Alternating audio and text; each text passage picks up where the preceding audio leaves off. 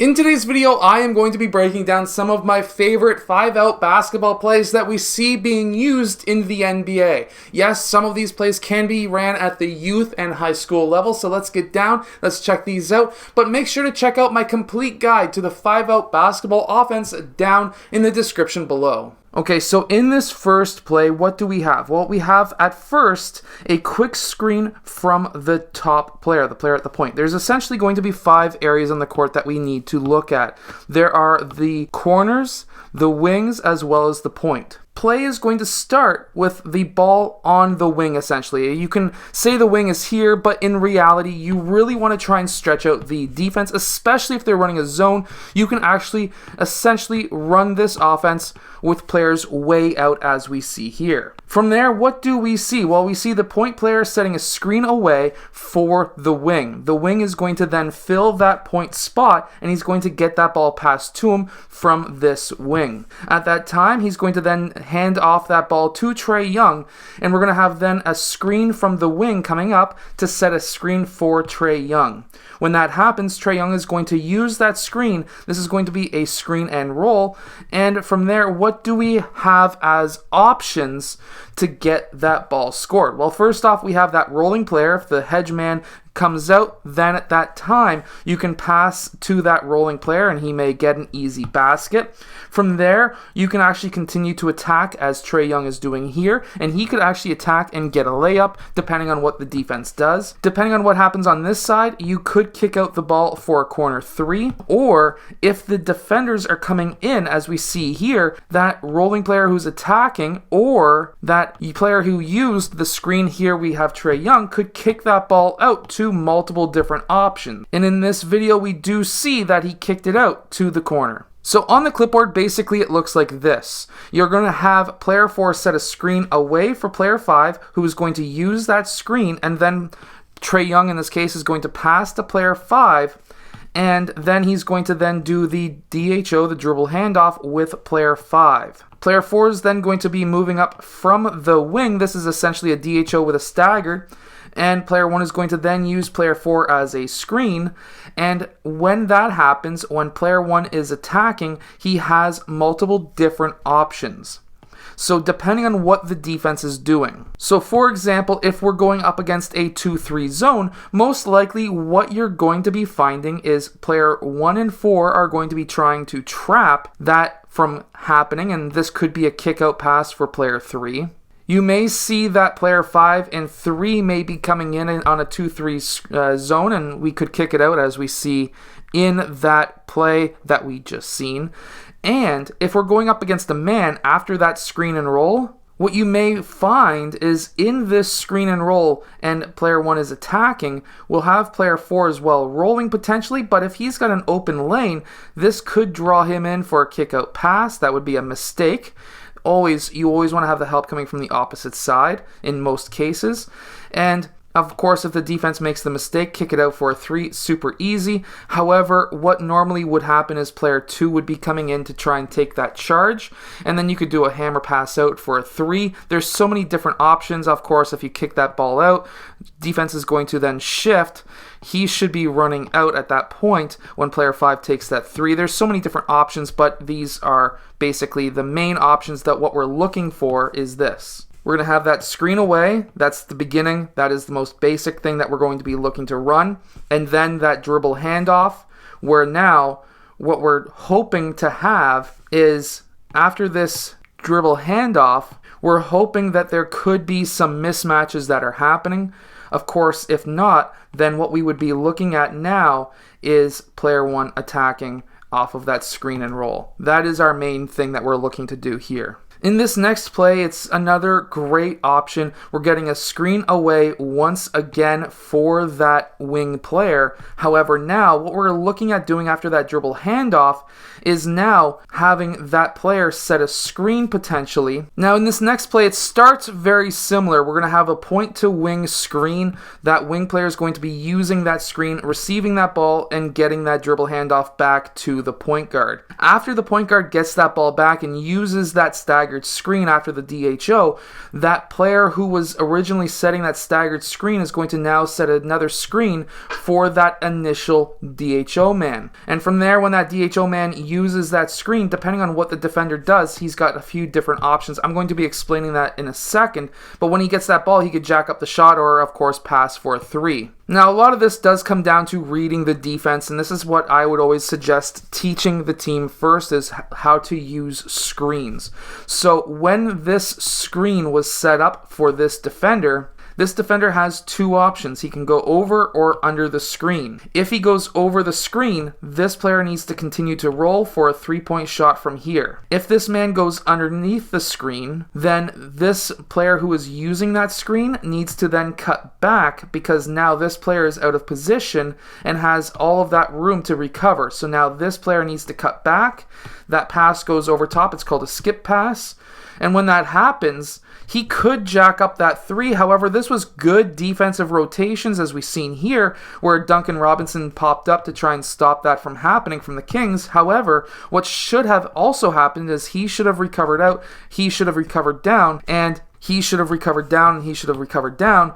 However, what we see is a nice rotation up by Duncan Robinson, great visualizing of the 3 in the corner, and this man did not make his rotation. He did.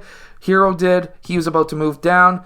This was a good rotation except for him, and because of that, the corner man gets the open 3. So going back to the clipboard, essentially what we are looking at here is, again, that screen away, player 4 using that screen and then getting that ball passed to him from player 1.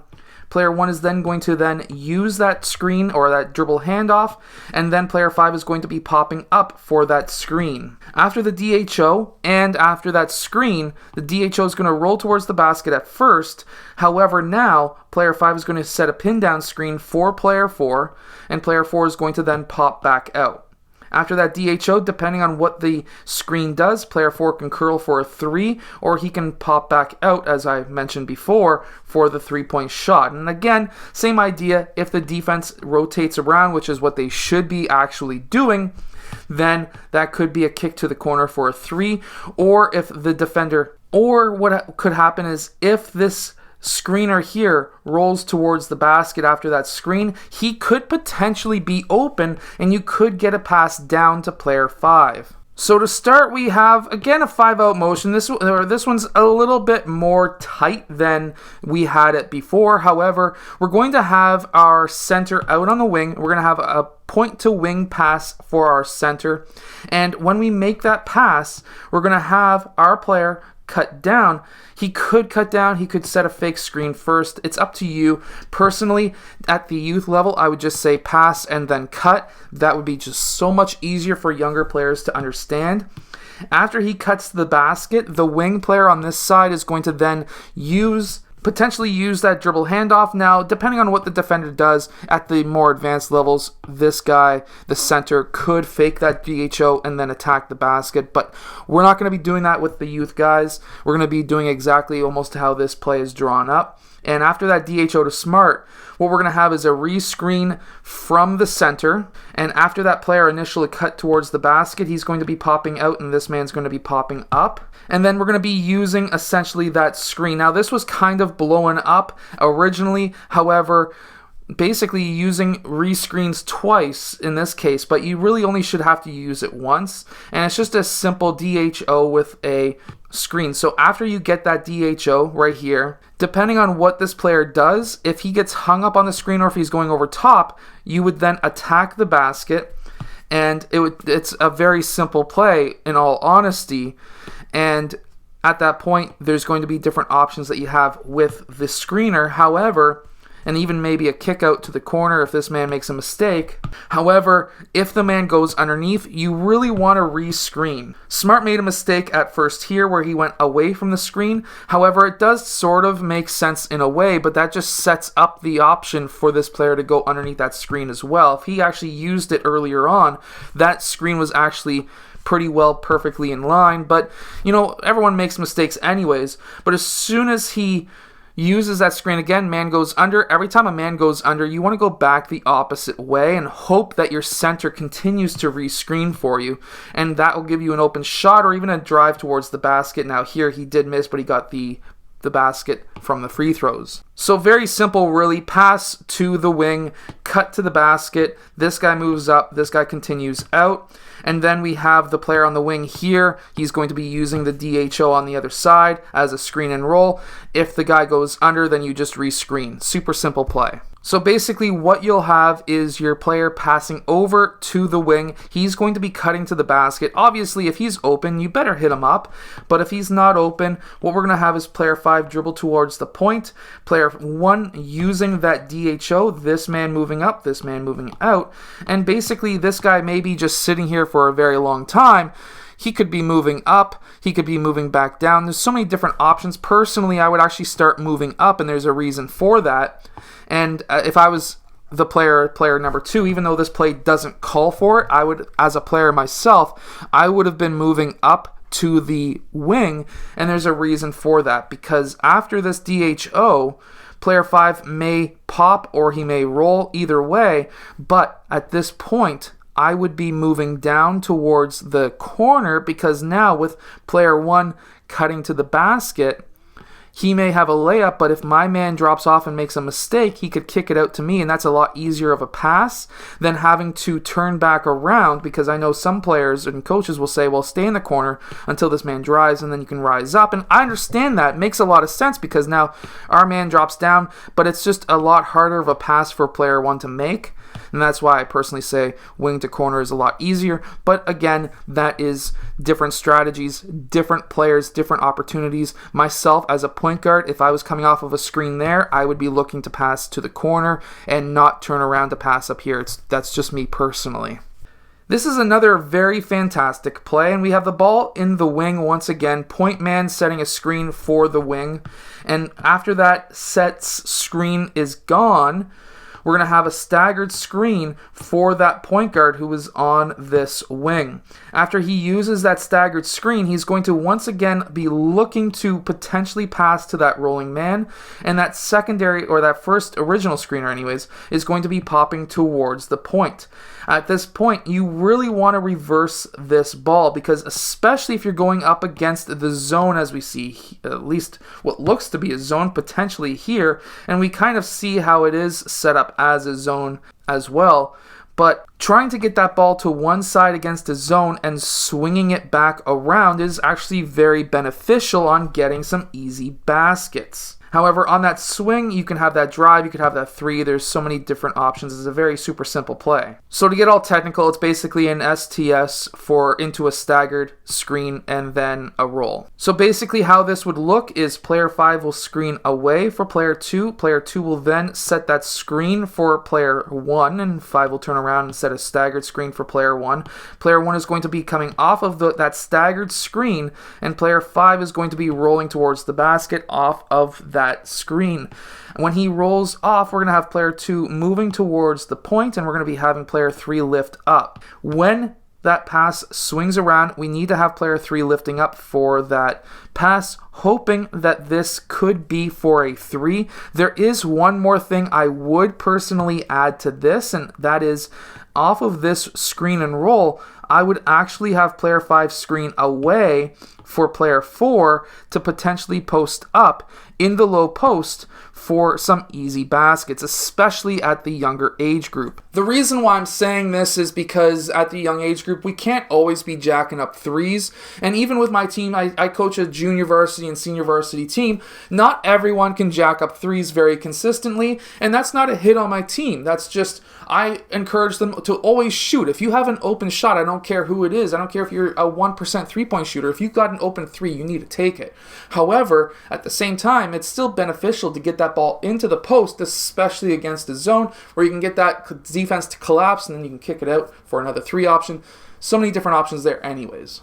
And then in this last play, what we're going to have is a wing to point pass with a pin down screen to the corner player. Now, of course, the corner player is Porzingis, who is easily, in my opinion, one of my favorite players and one of the best players if he ever reaches his potential in the NBA, and he can get to the rim super easily. He's a 7'3" unicorn. So you can set this up how Luka Doncic does. He likes to really body a lot of players, but you don't necessarily have to do it this way. However, it's just basically a wing 2-point pass.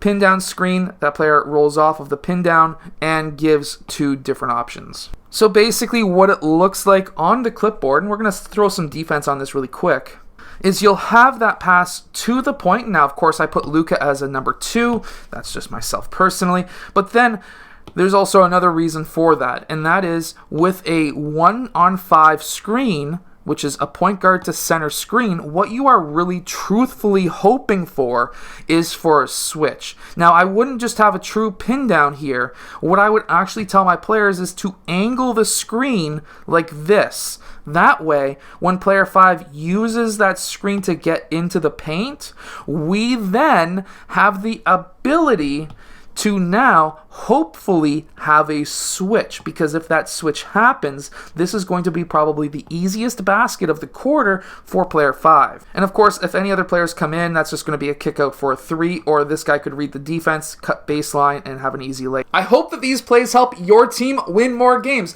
I personally love the 5-out offense. It's my favorite offense.